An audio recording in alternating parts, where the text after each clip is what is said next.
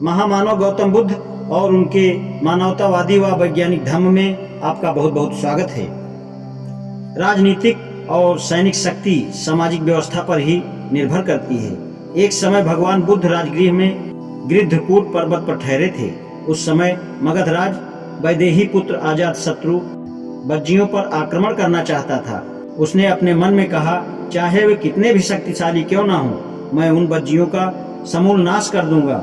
मैं इन बज्जियों को बिल्कुल नष्ट कर डालूंगा। अतः उसने मगध के प्रधानमंत्री बर्षकार ब्राह्मण को बुलाया और कहा, ब्राह्मण तुम आओ, अब तुम भगवान बुद्ध के पास जाओ और मेरी ओर से उनके चरणों में अभिवादन करना। फिर उनका कुशल समाचार पूछना कि वे निरोग और स्वस्थ तो हैं और आनंद पूर्वक तो रह रहे हैं। और जब उनसे कहना कि मगधराज वैदेही पुत्र अजातशत्रु बज्जियों पर आक्रमण करना चाहता है, चाहे वे कितने ही शक्तिशाली क्यों ना हो, वह उन बज्जियों का सर्वनाश करके ही रहेगा।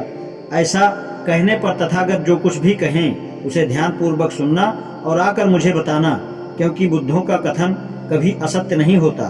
बर्षकार ब्राह्मण ने राजा के वचनों को सुना और कहा, जैसा आप चाहते हैं वैसा ही होगा। उनके सुंदर सुंदर रथ जुतवा कर वह गिद्धकूट पर्वत पर जा पहुंचा।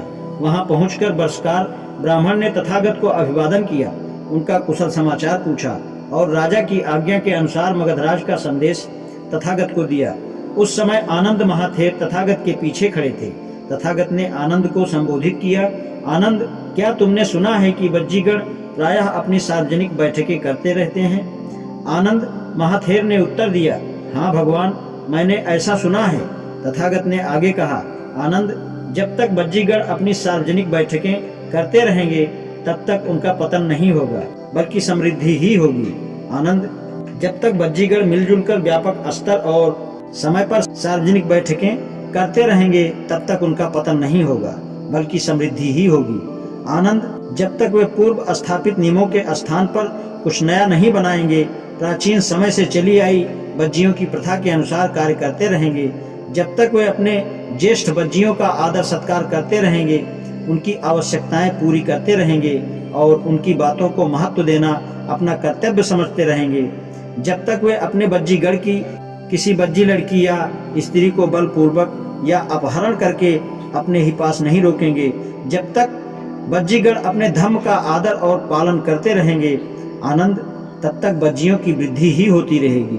उनका पतन नहीं होगा और कोई उनका नाश भी नहीं कर सकता।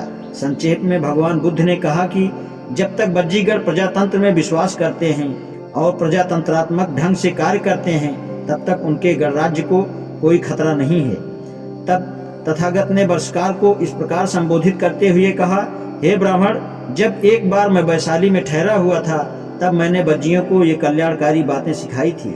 ब्राह्मण बोला, तो हम बज्जियों के कल्याण की ही आशा कर सकते हैं, अवनति की नहीं। जब तक वे इन इच्छाओं का पालन करते हैं, हे गौतम, तब तो मगधराज बज्जियों को नहीं जीत सकता। इस प्रकार बर्षकार ब्राह्मण तथागत के वचन सुन अपने आसन से उठकर राजगृह वापस लौट गया, जहां उसने मगधराज को वह सब कह सुनाया जो उसने तथागत से सुना था। आज इतना ही, शेष कल। धन्यवाद।